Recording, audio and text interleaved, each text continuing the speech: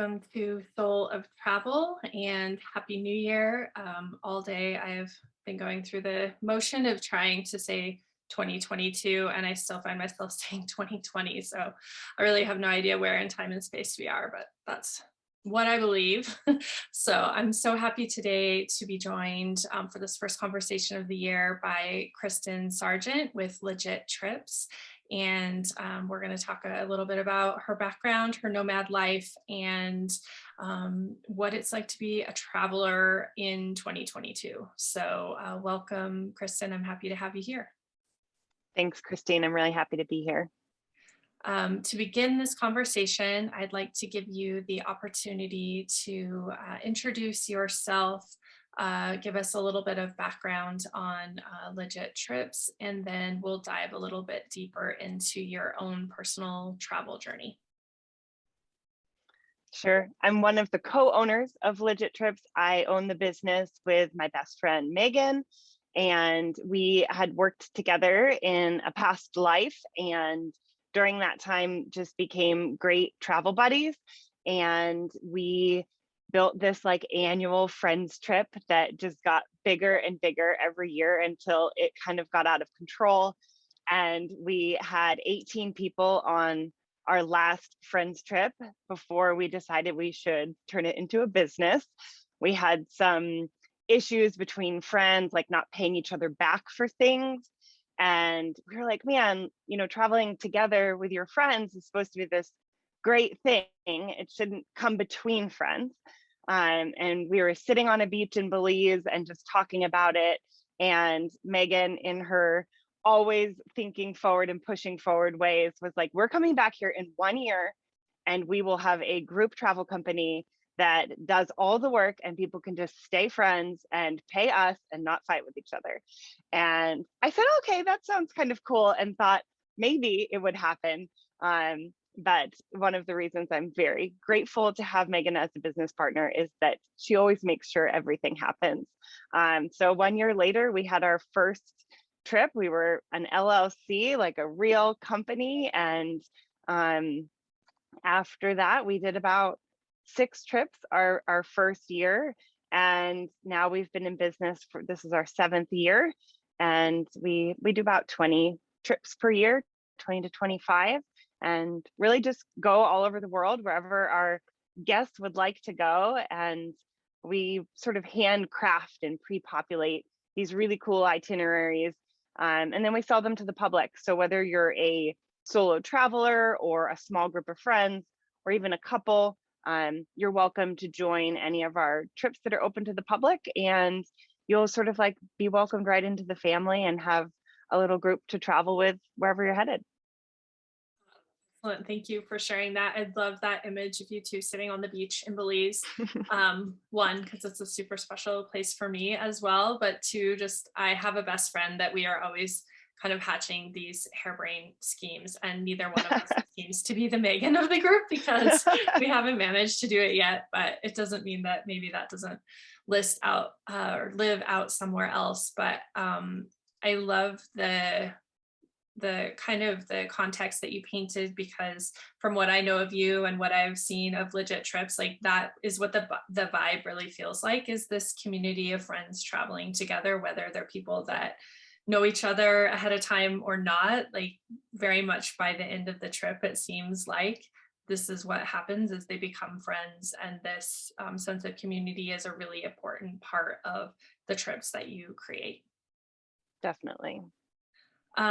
Well, you talked about how Legit Trips came together, but I would love to get a little bit of a sense of where you come from and how travel became important to you.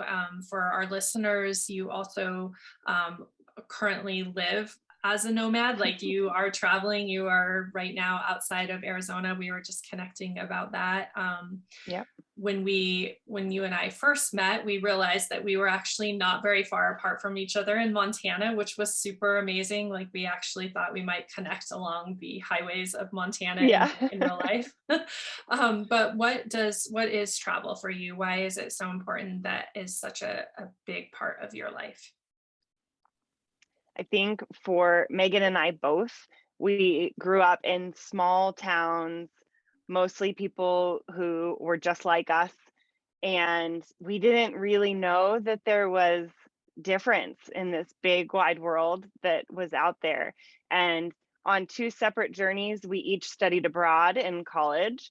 And that was the switch, right? Like, oh wow, there's so many different types of ways to live. And that like maybe our way isn't the best way. And we reconnected when we started, traveling together. We reconnected about that story that we both shared of studying abroad, and really committed sort of to each other, like, we're going to keep doing this and keep learning and sharing it with as many people as possible, because for us it made us better humans. It changed the way that we thought about life and approached other people. And we really do believe that when we connect to each other and to different places, even just the animal species of a place, like, it just makes us so much more empathetic to what's going on in the world, and just a lot more understanding. So it's our sort of little way of maybe creating some more peace in the world. And I think that's really at the heart of why we continue to do this, even when it gets hard. Yeah, I love that. I feel like that is actually underlying for so many people that I know in travel, is that it's this sense of understanding our place in the world, and then also this desire for people to understand the beauty of all of the like nooks and crannies and people and Yeah. places and species, like you said. Like once you've traveled and you see that magic for yourself, it's not like you want to keep it to yourself, right? You want No. every single person to sit beside you and have that sense of Yeah. awe and wonder. And I also think that makes people that come into travel from that space, what they create is something very different than the typical travel experience, which again, I think goes back to that sense of community and connection that you were sharing about. I Yeah. also really resonate with the story or your background of growing up in a small community and not really like having everything be very same. I grew up in Montana in a really small town, and I remember asking my mom, like, why don't we have culture? And she's thinking, I'm sure I'm crazy. And I was the kid that had like all of the pop stars or whatever on my walls, but I also had pictures of Africa and Jamaica and South America and all these places that I wanted to go. And I was just mesmerized. Like I couldn't get enough of like National Geographic and Yeah. just knowing. And when I was young, we had 2 TV channels, so it's not like I even really knew what was out there, right? It's not like you could just Yeah. Google it. I just had this sense that there was something greater and I wanted to be a part of it. And then much like you, like after experiencing it, I wanted everyone to be a part of it. And I just had this notion that like once you would be there and you meet these people and you spend a moment in time with them, they become a part of your family or your global community. And that is very much this idea of peacekeeping and peacemaking. So Yeah. yeah, I'm always just so happy to sit down with someone who has felt that feeling, and that's where you operate from. Yeah. I think that's a really good segue to talk about with Legit Trips. I know when you create your journeys, giving back and supporting local communities is a huge part of what you set out to do, and also incorporating responsible travel into how you design your trips. Can you just share a little bit with us about what that looks like and why that's important to you?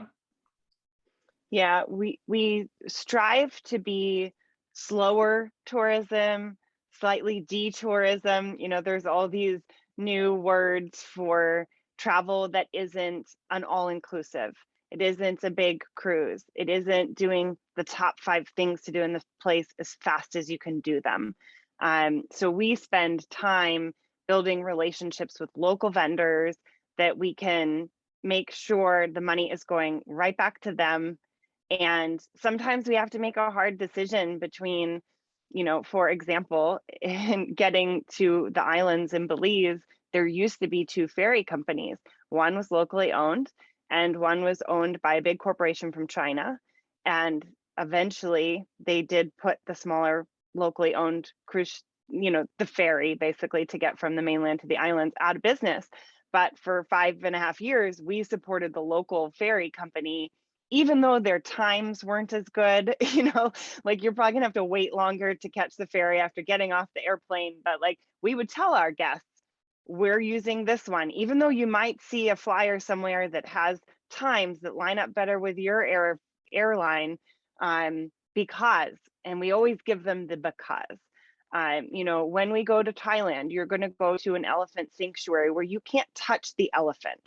And that is because, like we just always give them the reasons. And we're very lucky that our guests support that. They're not like, no, I want to ride the elephant.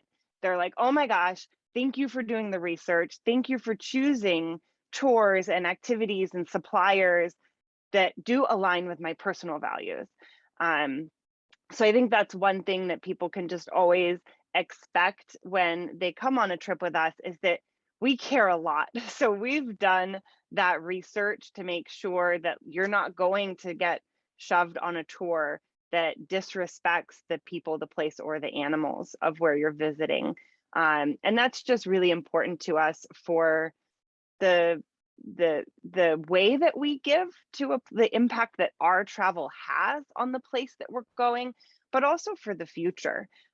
We want the local people to help us take care of the environment. We want them to stay in business. We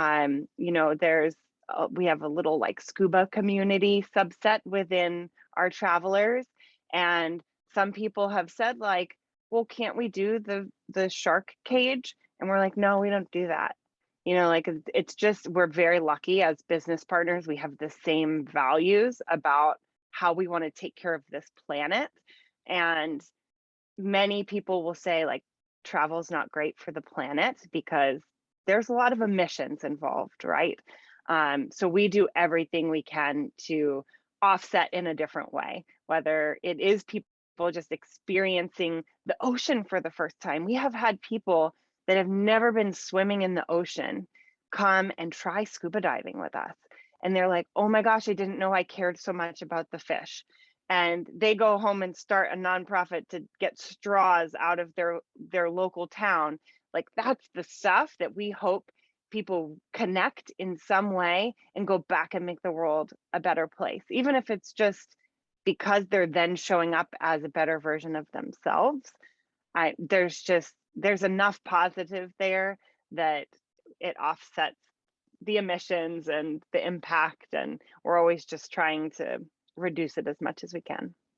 Yeah, I love that so much. I think travel has such a great opportunity for education, like you mentioned, and the example in Thailand is such a great one because when we look through brochures, we just see these experiences and it's just this snapshot in this moment. And we think, oh, great, I would love to do that. But there's often not that transparency behind an activity. And so when you connect with an operator, I think sometimes it feels intimidating to say, I'm going to draw this line. But I think when you tell the story, I mean, it's this story of humanity. So it resonates with most people. Like, I just didn't know, and it's okay. Like you can't know what you haven't already been told. And so I think this also creates that community, like travelers feel like they've grown with you. And so they can trust you, that they trust that you have their best interest at heart because you're already showing them something that they didn't know about themselves or about the world. And so I think it's really great to kind of get to be in that space. And also you mentioned, being able to operate within your values.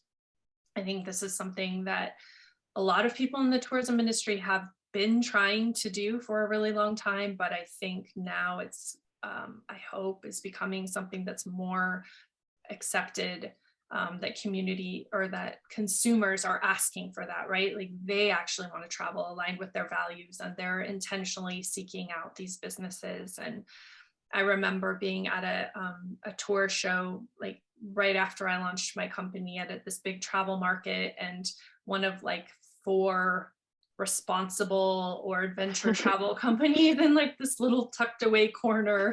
And like when people would find us, they would be really excited because there's, 90% of the people in this market aren't representing what they want out of travel. And Yeah. then, a few people would walk by and they'd look at my itinerary for Peru and they're like, have you sold many of these today? Or like, why don't you go to Machu Picchu? I bet you would do better if you did. And at first it was like the startup in me was like, oh my gosh, am I making a mistake? And then I would say, I've actually chosen this ruin in a community that has a lot less environmental impact this ruin is less accessed. You're meeting with communities that don't get travelers. Your dollar is going to go so much further in this space. And some of them would be like, oh, that's so cool, I never really thought about it. And some would be like, I just want to go to Machu Picchu. And I'm like, that's fine, it's amazing. I hope when you go, you find a local operator and they're sustainable. And right now I'm just not offering that. And it's so hard as a business, like when your goal is to sell something, right? You think I must sell the thing. But I think we're finding that it's okay to hold those boundaries and find our people and create community that holds up to what we believe as well. And I don't know if you've found the same thing or feel the same way. Yeah, certainly. We do go to Machu Picchu, but we take the less traveled Salcantay route. And for a lot of those same reasons, it's just over touristed, it's full of trash. We don't want to contribute to that route just continuing to be degraded. And it's not a great experience for our guests either.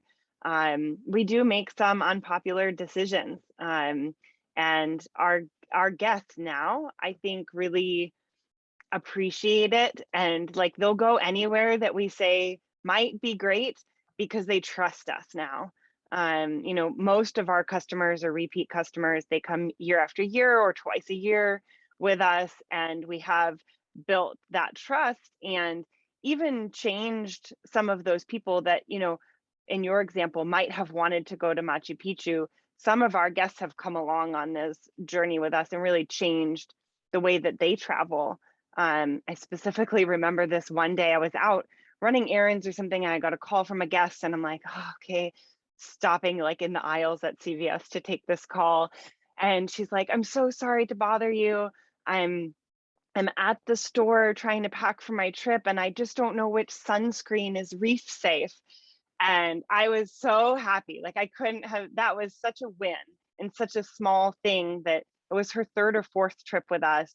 So she knew very well by then that no matter where we were going, we would only ask the guests to wear a reef safe sunscreen. And she wasn't sure, so she was asking. And the fact that she now cared was like, oh my gosh, now who's she going to tell? And like we get to keep this ripple going of people understanding that there is a repercussion to wearing copper tone on the reefs. So it's really cool to see that when you do take the stand and maybe make an unpopular decision, that as long as you're supportive and you can tell the why, that maybe people will change their ways just because of one experience. And so it feels really good. It might feel awkward in a moment sometimes, but overall it feels real good.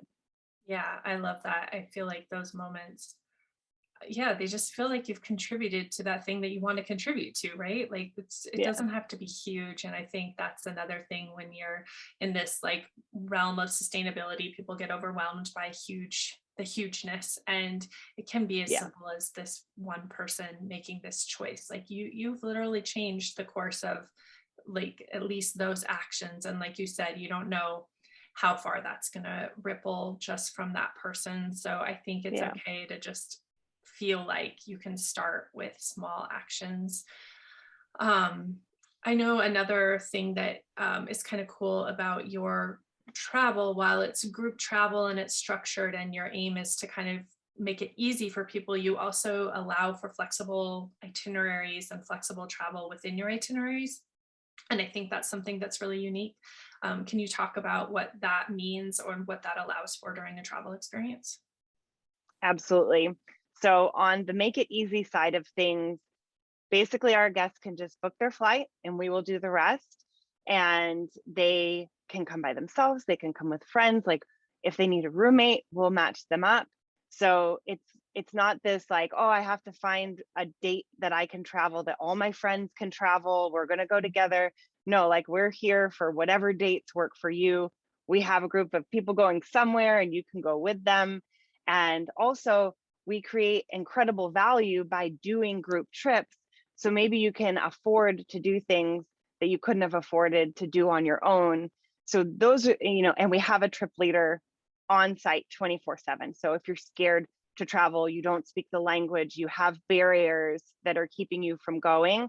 For most people, having one of our expert tour leaders on the trip is the safety net that they need. It's like, I have someone I can see and reach out to when I need help. So those are the ways that we make it easy. But on the flip side, we love spontaneity, we love serendipity, we love to challenge our guests. So we spend the early part of a trip doing what we call the discovery, where we will create some space in the itinerary for people to kind of go out on their own, venture about, kind of get the lay of the land. And then the middle phase of the itinerary is always a challenge. It's something that you're scared to do, maybe have never done before, swimming with sharks, eating street food in Morocco, whatever that pushing you outside your comfort zone thing might be. And then we have some sort of celebration at the end.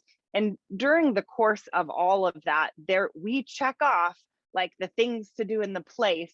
We make sure that that's in the itinerary, but then there's always just space that like new travelers will be like, why is there nothing scheduled on Tuesday before 3 p.m.? I'm like, oh, that's for you to go discover the world. And we gave you these cool people to go and do it with. So a lot of the job of our trip host is connection. So day one, they're just getting to know everybody the best that they can so that they can connect people throughout the trip. Like, oh, Christine, you're into yoga. I heard there's a yoga studio down the street. And did you know that Kristen loves yoga too? Like maybe you guys could go together. There's a class at 9 a.m. tomorrow. Like we want people to see the things that aren't on Google. And we go and seek out some of those things, but we want them to go and discover them on their own. And so when people get back to us and they're like, there's nothing scheduled on Tuesday, I'm like, that's awesome. Go discover the place that you're in. Don't research. I'm like, don't look online in advance. Don't look for the top 10 things to do. Go meet a local. Ask them what they like to do on Saturday afternoon. Have them take you if they will. Like we push people to kind of not have an itinerary, and it does make some guests a little bit uncomfortable, but especially after one trip of having that like moment of serendipity where things just come together and it's the best thing ever, most of our guests really love it. And for the like super planners, the on-site trip host can help them plan things when they get there. But I'm always like, you aren't going to find like the best tours are not on the internet, most of the places that we go. So we schedule sort of like the best top 5 things, and then we really encourage them to go find 5 other things that they're going to take home as memories.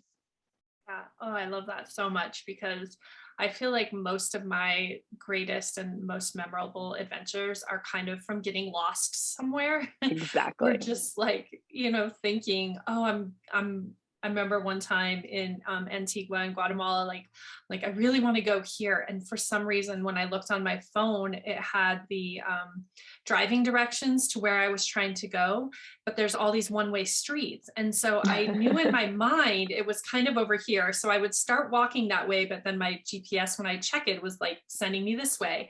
And so I walked for like 2 hours before I got to where I thought I was going. But in the course of that time, I ended up being outside of this church when families were gathering to go inside, and there was vendors setting up like these small little stands to provide snacks to people going into the church. And then, there was this other thing that happened, and I ended up at this huge festival, and I'm like, none of this would happen if I had gone Exactly. to the thing, or if I hadn't just been okay with letting the travel happen to me.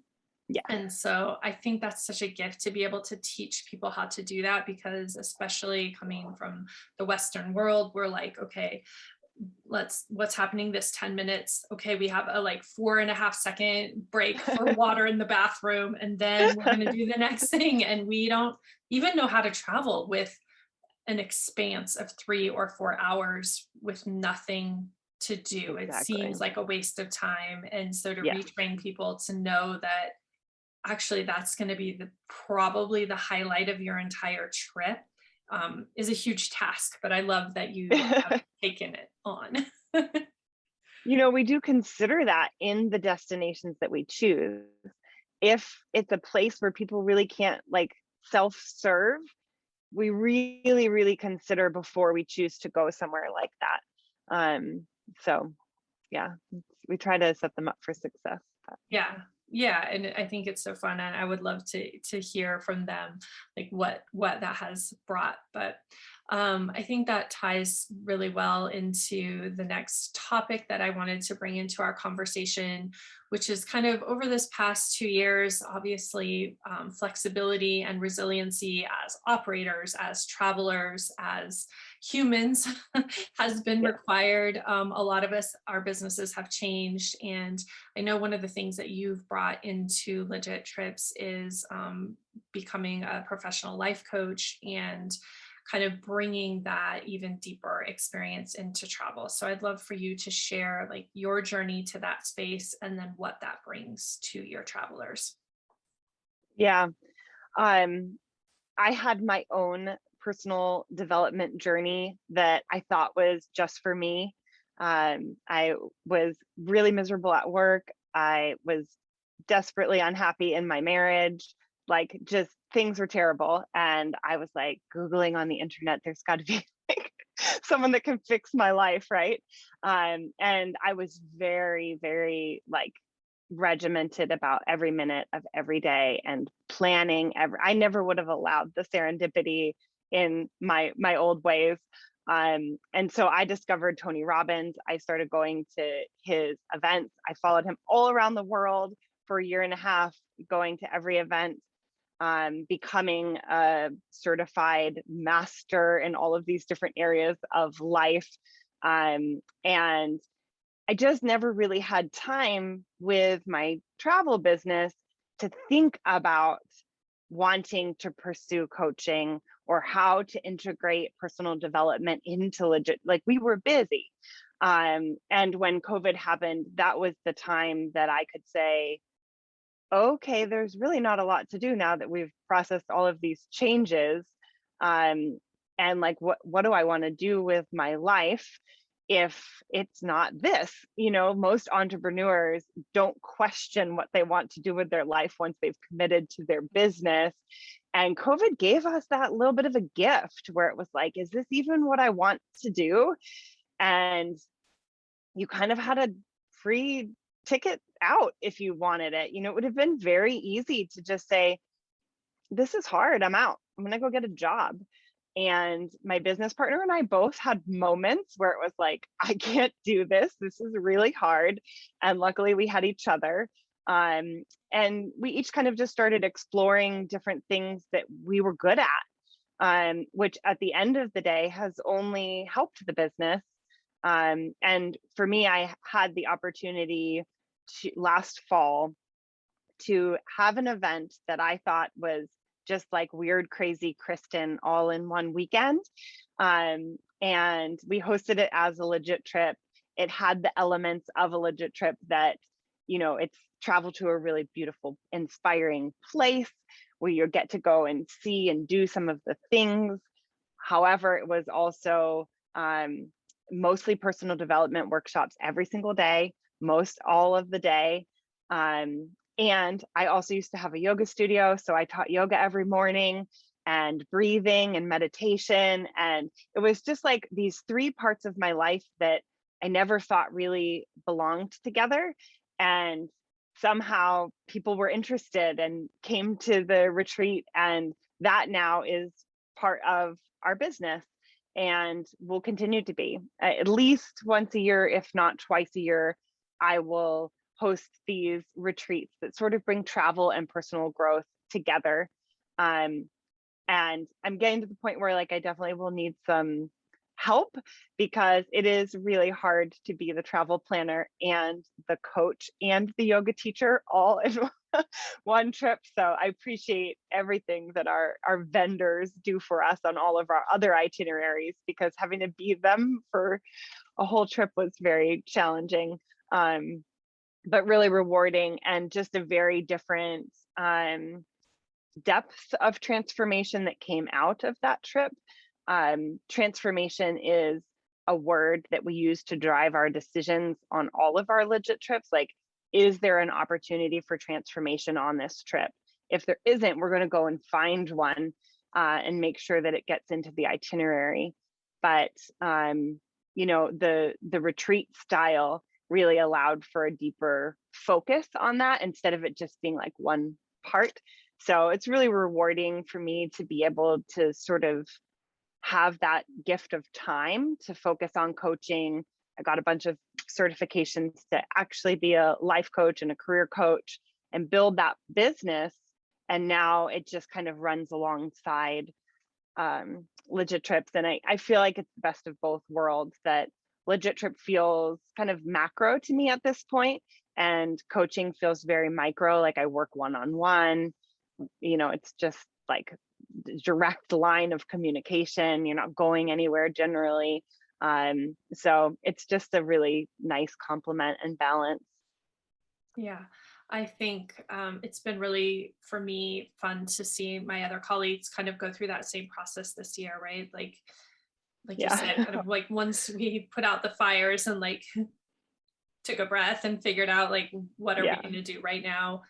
We started exploring, you know, like what else is there? Like if I'm not doing travel, who am I, and what else do I love, and what else can I bring into it? And then also, very interestingly, like all of them kind of happen to lay upon travel, which I think is really speaks to the power of travel and the importance of travel. And kind of going back to what you said before, like how can travel be something meaningful to people and to others and to place, and offset any of the like environmental, you know, environmental things that it is creating. Like what's the balance with that? And I think it's these things that people are bringing to tourism and to travel. And I know for me, when I created my company, I was kind of the same, like what are the things I love about travel? And then I also like had my own journey, and I think so many of us land in travel because we did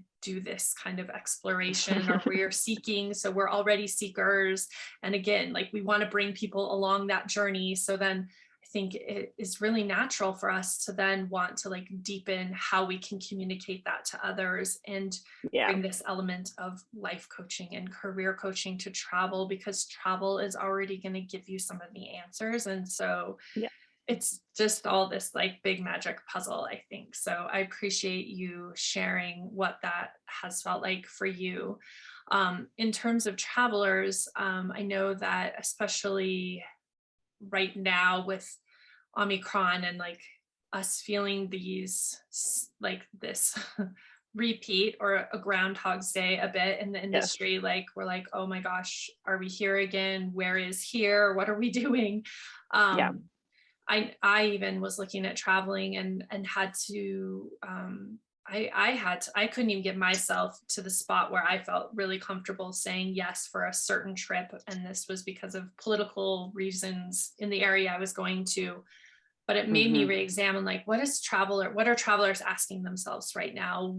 Who is travel for right now? And you and I were talking about this a little bit before we jumped onto this conversation, but I would love to just spend a few minutes talking about what travelers can expect out of travel, who is the best person to be traveling right now, and kind of what do experiences look like. And if you would like to share, I would love for that. Absolutely.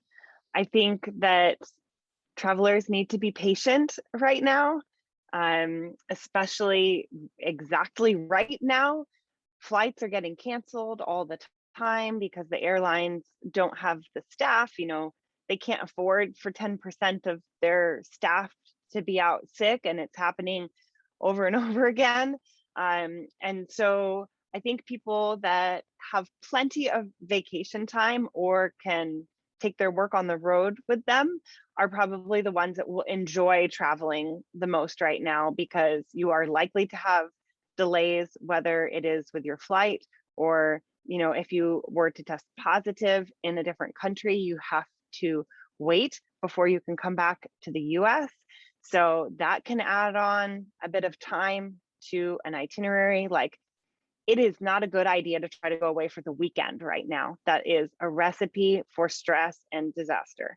But if you're planning a big trip to Antarctica or to see the Northern Lights or 10 days in Morocco, like those types of trips, I think are still worth it if you can afford to handle some delays, some cancellations. We had a trip to Greece this summer, which it was kind of quiet in the way of COVID affecting things this summer in Greece, but there was a shortage of ferry drivers and our ferries were delayed, and there's a lot of unpredictability. So if you can embrace whatever is happening and be grateful for the experience and not be trying to have it your way or have it just so, you can definitely enjoy great travel right now. But there are many unexpected costs, delays, a cost of money, a cost of time. Like, you need to be able to have the space in your life or in your budget to accommodate the unexpected. You could be in a tour and they find out that someone in the tour was exposed to COVID. The tour operator could ask you to take a test in the middle of your trip, which you didn't plan on, and that's going to be on your expense. So it's $100 or so, pretty much anywhere now, to get a COVID test. And to go on any trip now, you probably need at least 2 COVID tests, if not 3.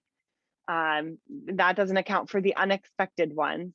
And so then there's insurance to cover for the unexpected stuff. So, account for the cost of the trip plus $200 or $300 in COVID tests, plus about 10 to 15% of the cost of the trip for insurance. And we are encouraging a lot more insurance than we typically advise. It's not really something we ever required of our guests. We would offer it, but not require it. We're still not requiring it, but we're pushing it a lot stronger than ever before, and also encouraging people to get additional insurances that cover specifically for if you are stuck in a different country, waiting out a quarantine, that you can have hotel and food paid for until you can get back into the US. That's the one that we've never offered before. We've never, sold to anybody. And now we encourage that to every single guest because, heaven forbid, you can't get back to work. You can't get back to take care of your dog. There's so many things that if you expect to come back January 10th and you can't come home till January 15th or 16th, there's a lot of cost involved in that. So if you can handle the cost and the waiting, everything it's taking longer to clean and to sanitize when it comes to restaurants and hotel rooms. There's just more waiting and more cost. But we have a lot of guests that are just so hungry to travel, and they're going and they're having great times and great experiences.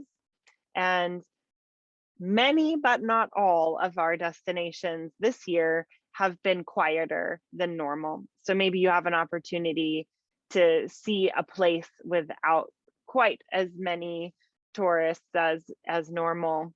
We always struggle with that because it's we are tourists, but we don't want there to be millions of tourists. I know that our group in Morocco very much had that experience. It was it felt so private. They had their own guide who was with them the whole time, and was a very like, you can go anywhere and do anything kind of experience. And it was a very rich, deep cultural experience for them that, could have been taken away from by sharing it with more people. And there's some good deals out there to be had. There's definitely silver lining, and there's reward for people that are willing and able to travel right now. Yeah. But it's a different world. It's a whole, don't expect it to be like it used to be. Yeah. I remember early in the pandemic seeing pictures of places like Taj Mahal or Machu Picchu, or places that usually just have droves of travelers, and there's just no one.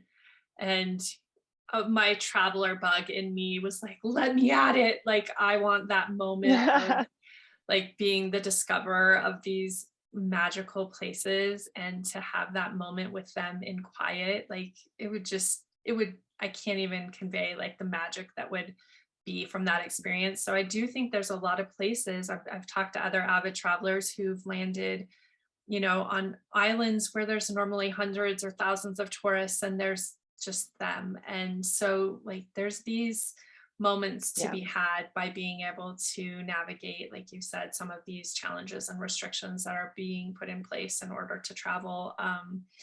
Yeah. So, but I think really realistically understanding what it means to be a traveler right now is something that people who are listening really just need to take into consideration. And like you said, not to discourage traveling, but just to know really what to expect, and to know that people like you and myself and people in the countries that we're working with are all really trying to serve and create amazing experiences. Like, that's still top of mind for us, top of heart for us.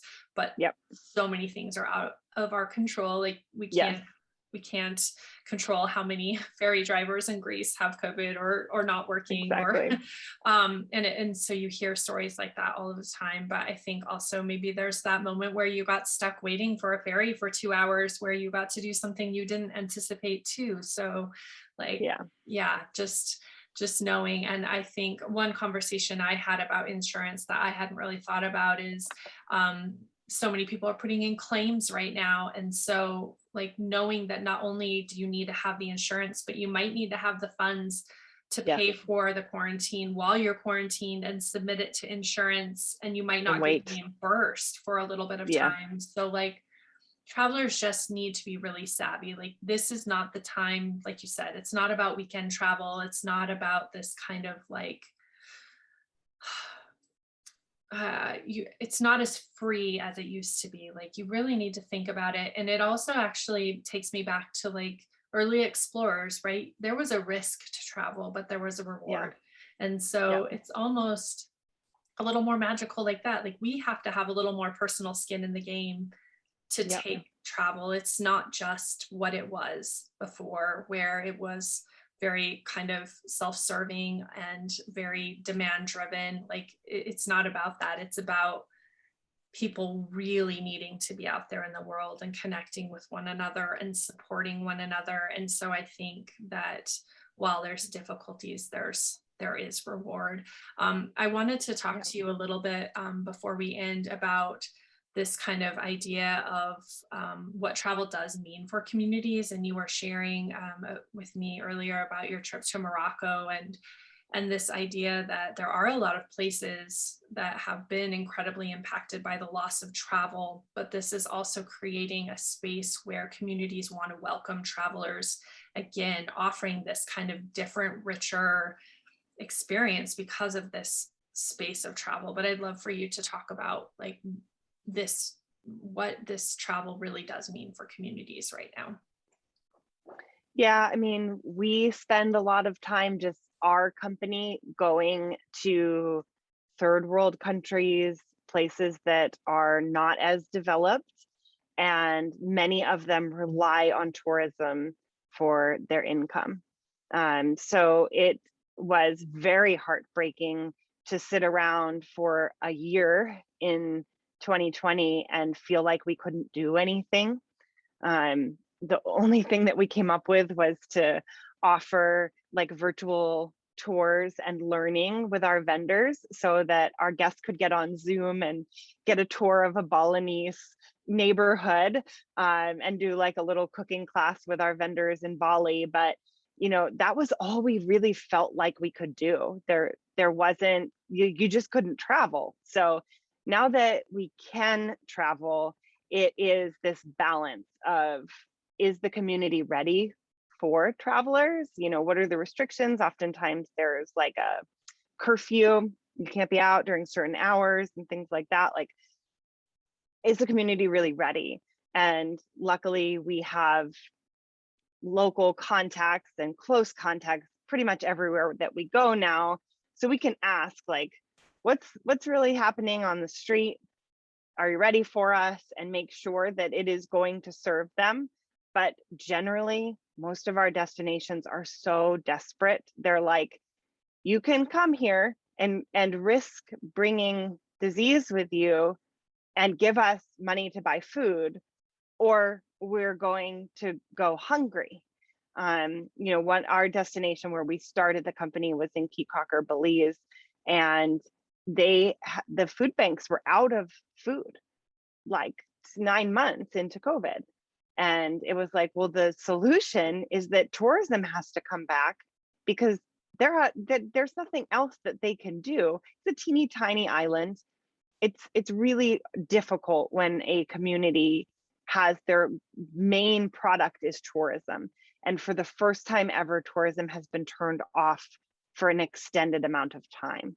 So a lot of the communities that we visit are just really struggling, and it feels incredible to be able to go and give them something. It's a lot of hope. We are not enough people. Legit Trips is a very small travel community. We're not enough to keep them afloat, but we can go and have a positive experience and share it with others. And then those people feel like maybe they could go and have a positive experience. And we're hoping that we can just be part of the solution of getting some of these communities back on their feet. Morocco has had a really tough ride of the borders just being closed completely, and then people being afraid to go there even once they reopen. And we had a very successful trip to Morocco where the guests just felt so compelled to give to everyone in the community.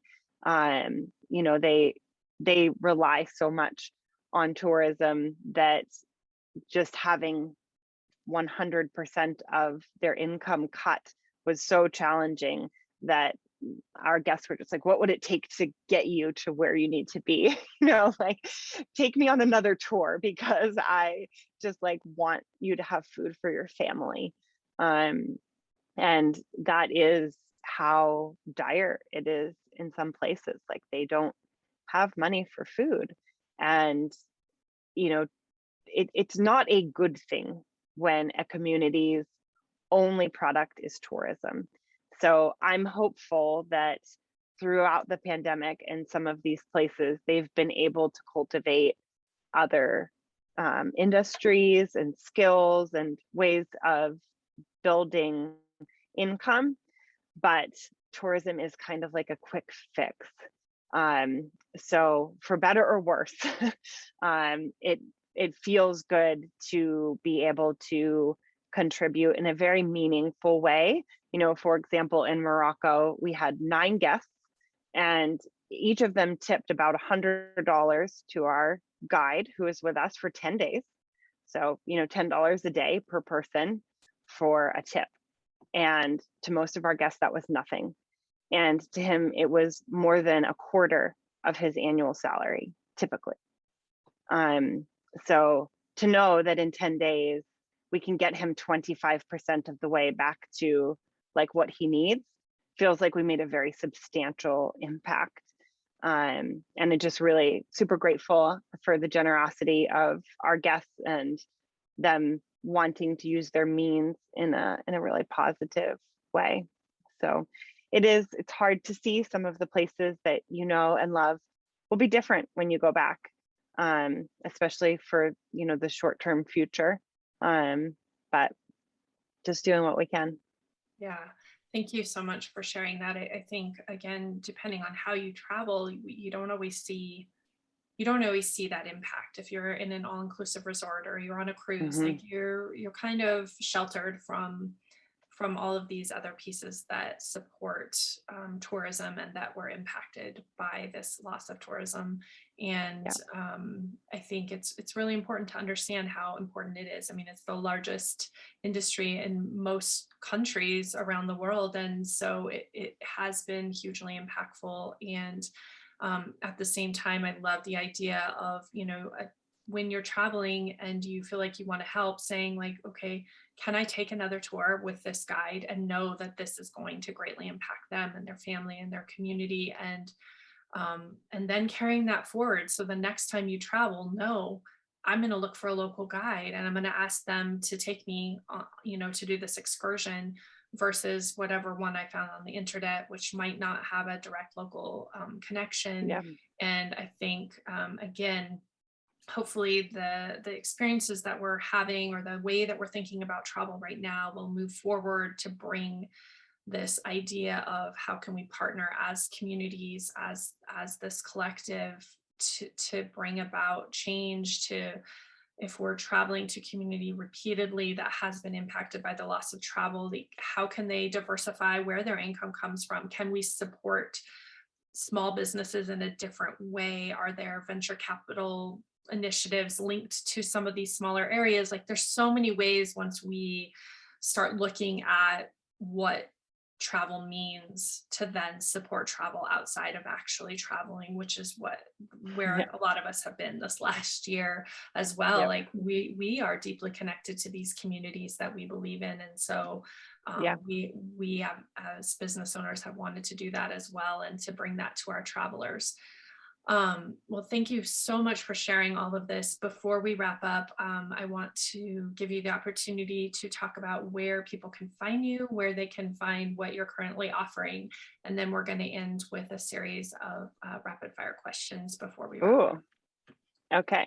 Well, we are found at legittrips.com. That's our home base for everything. You can see all of our trips there. You can sign up for a trip there. You can contact us. If you prefer social media, we are more happening on Instagram, and it's legit_trips because someone already had legit trips.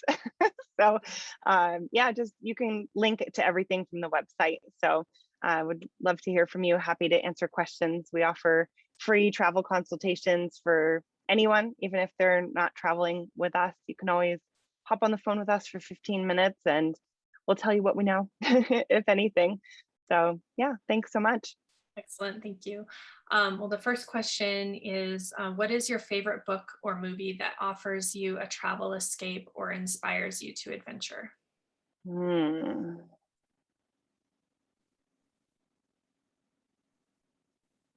That's a great question. I want to ask so many people that now. I think about this book called Rowing to Latitude, and it is from way, way back. It's just such a cool question. It made me think of something I haven't thought of in so long. And it's about someone who kayaks all around the world. And I believe it's like a circumnavigation of one continent or island or something. I don't even know who the author is. I can just picture the cover of the book. It's very blue with the kayak on it. And I think I read it in college or right after college.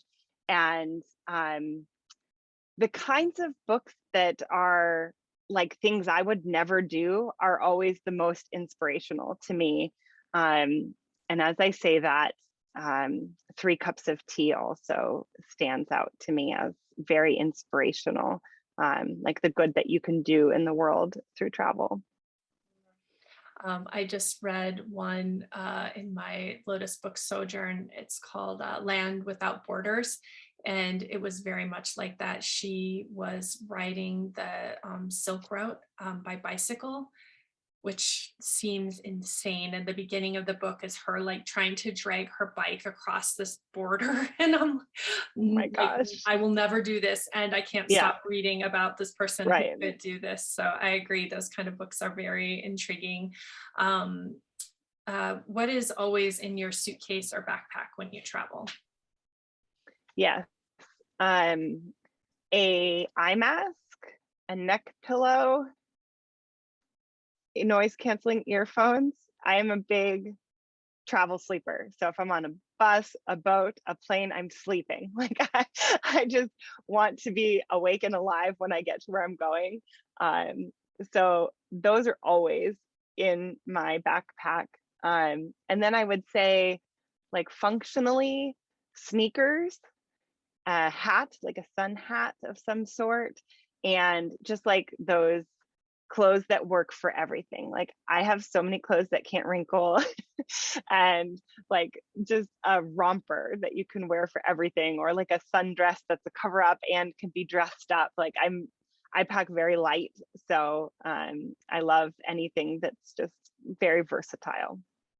I love that. When I first started in the travel industry and I was traveling with people who are very seasoned travelers, I loved watching their kind of ritual to get through security and then like to get on the plane and how they set themselves up for their 12-hour flight and then what they Yeah. would wear. It's very much an art that you develop over time. So thank you for sharing that. What has been your favorite destination? Oh man, people ask me this all the time. It is the hardest question to answer. I always give like 7 answers. Um, I think I used to be the kind of person that would never go back to the same place twice. And then I started running group trips and had to go back to the same place more than once. So Keycocker, Belize is where we founded the business. It's where our first trip was. We have gone every year on the exact same dates for 6 years running now, 7 if you include the one that was not a legit trip. And there is something magic about going back to the same place. You see the same people. You kind of like, it feels different. It feels like a vacation, but you're like, oh, I can't wait to go see Shorty and get a smoothie. And there's just a different level of care. And especially if you go somewhere really small, which I always prefer, that I have been very sick twice on Keycocker. And both times I just felt like the island took care of me. Like, the guy at the bar was like, oh, you seem sick. You should have this special tea with honey and lemon, and like found me later and made sure I was feeling better. And things like that, I feel like are very special if you can go back to the same place again and again. So Keycocker is the place I would go back to anytime. If someone was like, you could go anywhere this weekend, where would you go? I would probably like go home, to this other place that I love so much. And the Caribbean is generally my happy place. So I've been to about 50% of the Caribbean islands, and there's maybe like one or two I wouldn't go back to. I feel like if you want to see a lot of the world in a small space, I've done these like island hopping trips where you go from this background and culture to this background and culture with a 1 hour flight or a short ferry ride. And it's just crazy. So if I had to pick a region, it would certainly be the Caribbean. Yeah. We have never connected on this, but I spent quite a lot of time in Keycocker as well. I spent a month Oh, cool. there once, and I've probably been back a dozen times. So I'm like, oh, I know what you're talking about, literally. And, wanting to see the person, you have this certain person that cooks fish even a way that you love, or that is going to be walking by at 11 with banana bread. And Yep. it becomes this, you feel home, like you said, like you feel home. And I think traveling and then allowing that to happen again shifts how you see the world, because if you can feel home somewhere that's so disconnected from your actual home, it allows you to see like the world as this place that is available to you. And so I think there's something special about repeating and creating those connections. Where do you still long to visit besides maybe 50% of the Caribbean? Yes. I was supposed to go to Turkey at the beginning of COVID, and I wasn't able to go. So that is on the list for the latter half of 2022.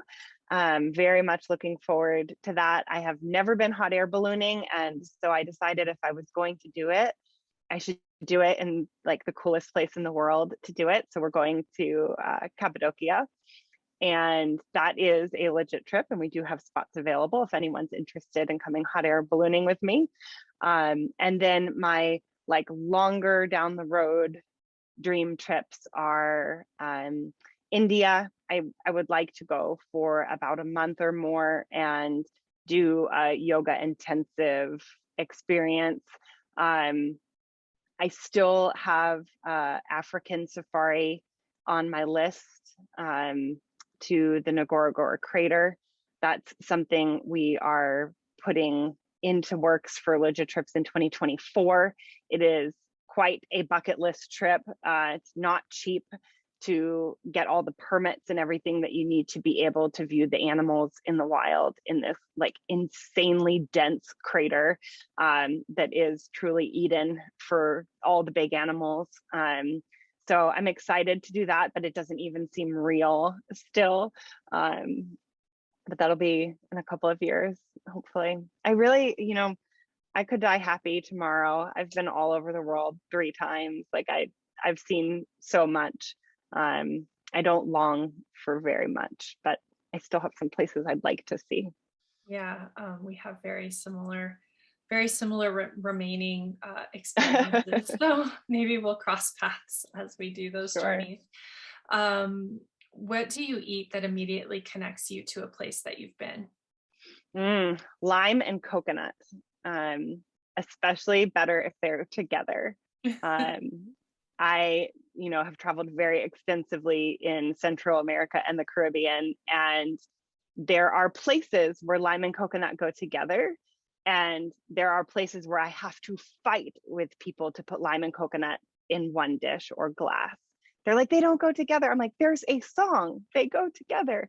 But I discovered the lime in the coconut drink, which is not very alcoholic. It's mostly just coconut cream and lime and sugar blended up, and it's delicious and refreshing when you're like in that hot Caribbean heat.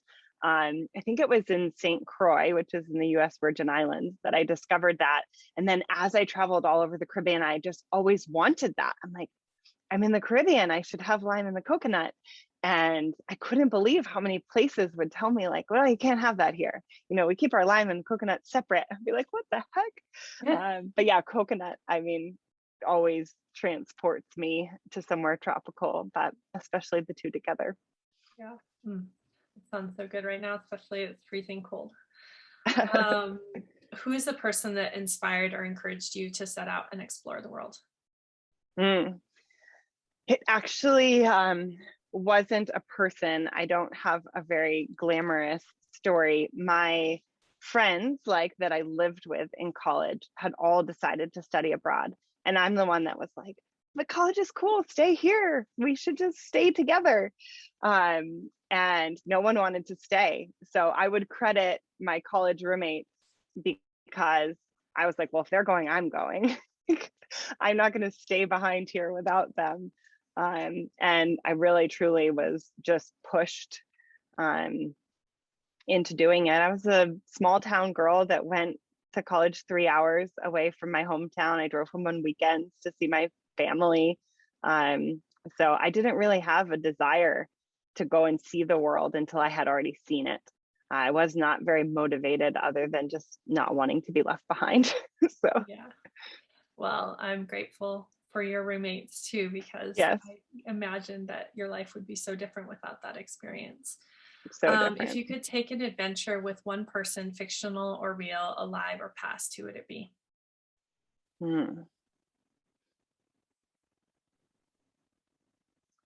This is so Tony Robbins has this like club that you can buy into where he takes trips all around the world with a small group of people. I think it's 100, and it's a gross amount of money per year. I probably will never do it, but they do things like going to Carnival in Buenos Aires, and when you get to your room, you check in and open the door to your closet, and it's all costumes, custom made for you, for your size, for your taste and style.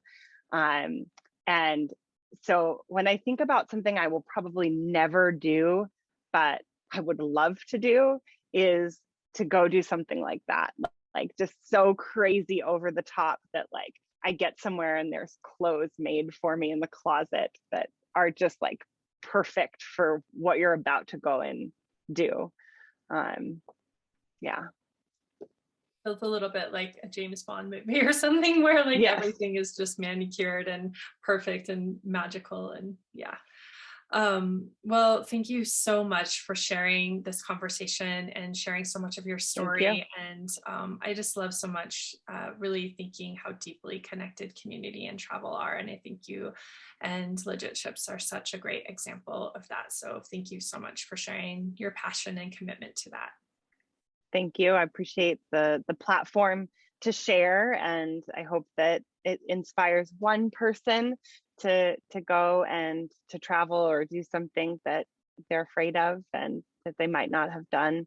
That's my goal in sharing our story, is to motivate people to get outside their comfort zone. Whether they travel with us or not means no difference to me. So I just really appreciate you having this platform and being so open and sharing with so many people. I hope it's an inspiration to lots of people. Thank you.